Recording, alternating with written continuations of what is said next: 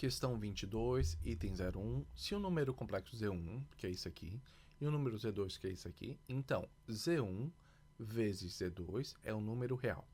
Ou seja, eu vou estar trabalhando com operação com os números complexos. Então, tem dois números complexos, Z1 e Z2. E qual a operação? Operação de multiplicação. Ele quer saber se o produto dessa multiplicação é um número real. O que é isso? O número real é aquele número complexo que não tem a parte imaginária. Ele quer saber se é um número real puro, certo? Qual o problema dessa questão? É que ele deu Z1 na forma trigonométrica e deu Z2 na forma algébrica. E para eu poder fazer essa operação de multiplicação, ou eu vou ter que converter o Z1 da forma trigonométrica para algébrica, ou eu vou converter o Z2 da forma algébrica para a trigonométrica, para poder fazer a multiplicação. No nosso caso, o que a gente vai fazer? A gente vai fazer dos dois modos. Por quê? Porque matemática é ciência, mas matemática também é o quê? Arte. Então, tu tem que saber fazer das duas formas para no dia da prova ver qual que é mais fácil, qual que é mais rápido, aquela que faz sentido, ok? Então, a gente vai fazer dos dois modos. Então, vamos começar. O que eu marquei aqui? Z1, que é o primeiro número complexo, está na forma trigonométrica, que a gente chama também de forma polar. A forma trigonométrica, a expressão dela fica assim, ó, Z, que é igual ao raio, o ρ, vezes cosseno do θ, que é o argumento, mais y, que é o número imaginário, né, o i, vezes seno de θ. Então, essa aqui é a forma a expressão, né, da forma trigonométrica.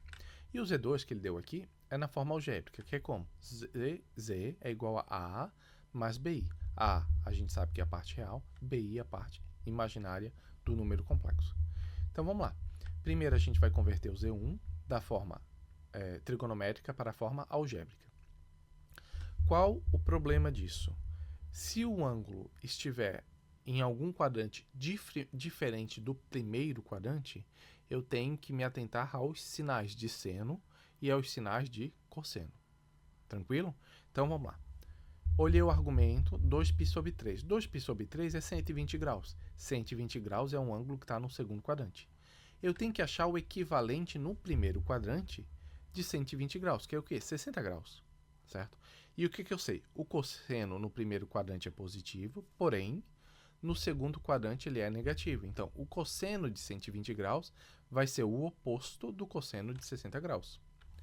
No caso, para seno, tanto o seno de 120, que está no segundo quadrante, quanto o seno de 60 graus, como primeiro e segundo quadrante, eles têm senos positivos, nesse caso não ia fazer diferença.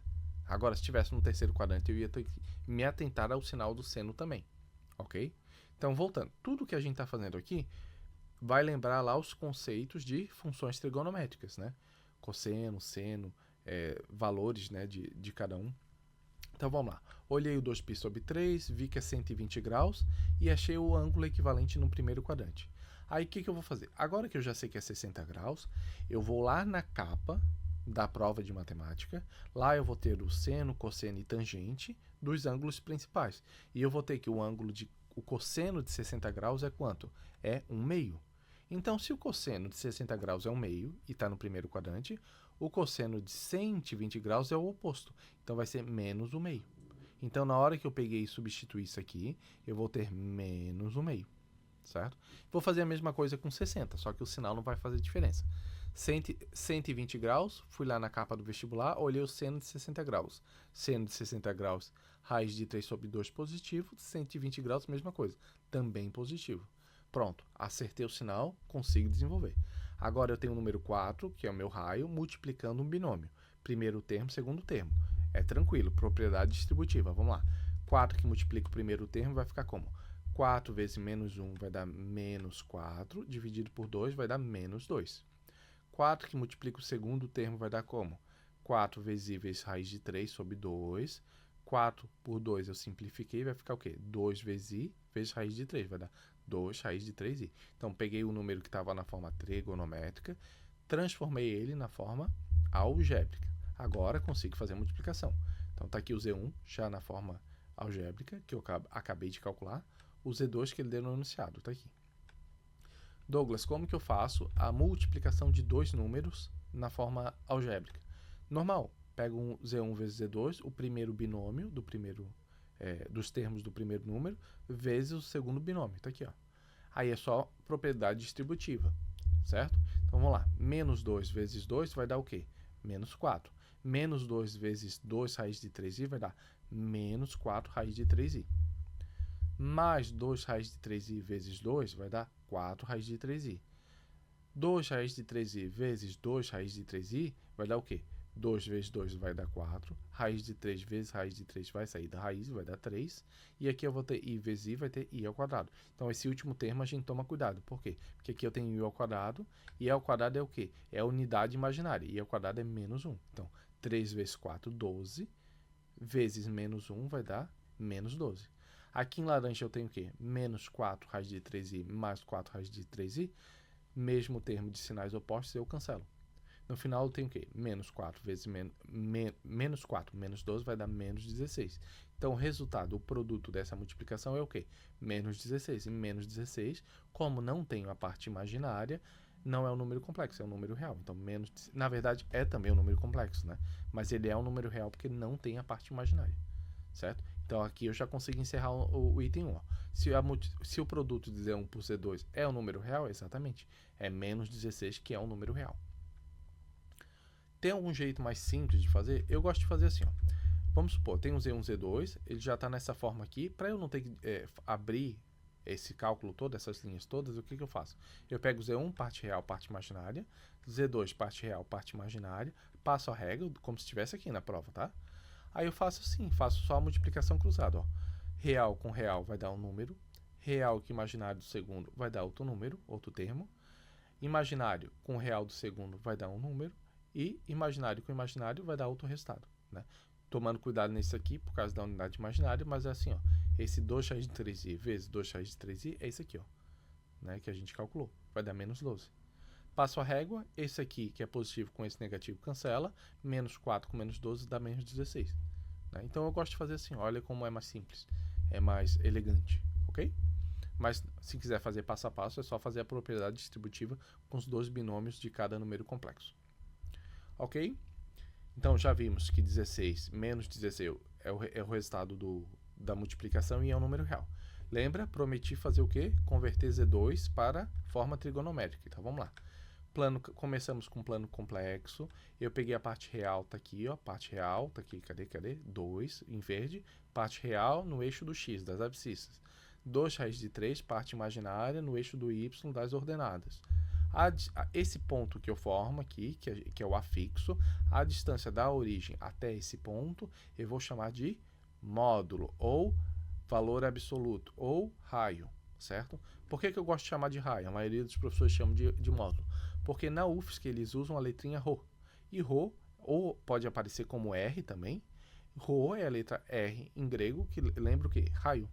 Os livros em inglês usam muito a palavra raio. Em português a gente os professores usam geralmente o módulo, né? Mas é a mesma coisa. A distância da origem até a ponta, como se fosse um vetor, essa distância a gente vai chamar de módulo. E a gente vai fazer esse cálculo, né? A raiz do primeiro ao quadrado mais o segundo ao quadrado. Essa fórmula vem de onde? Vem da teorema de Pitágoras. Imagina que isso aqui é hipotenusa, a parte real vai ser o meu cateto adjacente, e o seno aqui, né? Essa distância da origem até a parte imaginária, essa distância vai ser o cateto oposto, certo? Então, com base nisso aqui, eu chego nessa fórmula aqui, ó. E agora eu consigo calcular o meu raio com os valores de 2 e 2 raiz de 3, só substituir. Então, aqui, ó, substituir A por 2, B por 2 vezes raiz de 3, elevei tudo ao quadrado, somei, vai dar o quê? 4 mais 12, 16, raiz de 16, 4. Então, eu descobri que essa distância da origem até o afixo, o raio desse número complexo vai ser 4. Agora que eu já descobri o raio, eu tenho que calcular o quê? O θ. Esse θ é o argumento. Para quê? Para eu botar aqui, ó, no lugar do cosseno de um ângulo e seno de um ângulo. Eu tenho que achar esse arco, esse ângulo, ok? Como é que eu vou fazer isso? Eu vou usar ou o seno, ou o cosseno, ou os dois para ter certeza, ok? Então vamos lá, o seno, lembra que ó, seno é a parte imaginária. Seno, cateto oposto, certo? Cosseno, cateto adjacente. O seno é essa parte aqui, ó, no eixo do y, lembra? Em relação ao ângulo, quando a gente estuda vetores, né? O que abre o ângulo é seno, o que amassa o ângulo é cosseno. Então, o que abre é seno, o que amassa é cosseno. Lembra? Cosseno, consono, deitado. Então, cosseno embaixo, seno em cima, na vertical, né?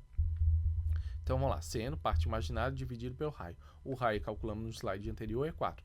2 raiz de 3 sobre 4 vai dar o quê? 2 com 4, simplifiquei, dá 1 meio. Raiz de 3 sobre 2. Cosseno. Cosseno aqui, parte real. 2 dividido pelo raio, 2 por 4 vai dar 1 meio. Aí agora eu pergunto, se o seno de um ângulo, de um argumento, dá esse resultado, qual é a função inversa? Para eu, a partir do resultado, conseguir o argumento. A função inversa vai ser, a função inversa da função seno é arco-seno. É aquele arco cujo seno dá isso aqui. Isso aqui é o argumento que está no parênteses.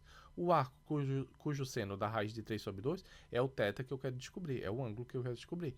A mesma coisa para o cosseno. Se o cosseno de um ângulo dá esse resultado, o arco cujo resultado dá isso aqui, né? Arco cujo cosseno dá isso aqui é qual? Certo? Então, com base na função arco-seno e arco-cosseno, eu faço a função inversa para descobrir o ângulo.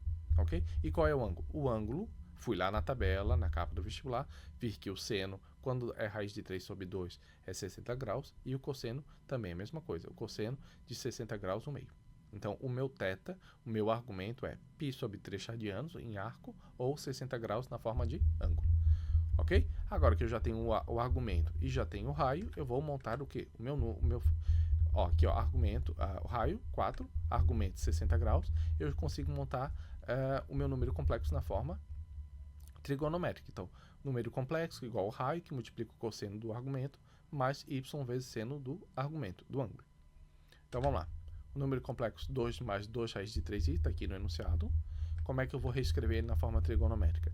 Em forma de arco, está aqui, ó, π sobre 3, cosseno de π sobre 3, e na fórmula de ângulo, seno de 60 graus. Tranquilo? Ok. Temos aqui o número na forma trigonométrica. O primeiro, o Z1, também já está na forma trigonométrica no enunciado da questão. Vamos fazer o quê? A multiplicação. Então, tem o Z1, tem o Z2. Como que eu multiplico? A multiplicação de ângulos na forma trigonométrica, ela vai ter que ser essa fórmula aqui, certo? Eu tenho que saber? Tem que saber, porque a UFSC já cobrou nas provas anteriores, se eu não me engano, era potência, 2 vezes ela cobrou, acho que foi multiplicação e potência ou divisão e potência, então tem que saber isso aqui. Os raios eu vou multiplicar e os ângulos, os argumentos eu vou somar, tá? Então, o produto de dois números complexos, novamente, vamos lá. O produto de dois números complexos na forma trigonométrica é como? Eu vou multiplicar o raio do primeiro vezes o raio do segundo, o módulo do primeiro, o módulo do segundo, vezes, aí abri aqui o colchetes, cosseno, somei os argumentos, né, o argumento do primeiro com o argumento do segundo, mais, e que multiplica seno também, somei o ângulo do primeiro com o ângulo do segundo. Ok?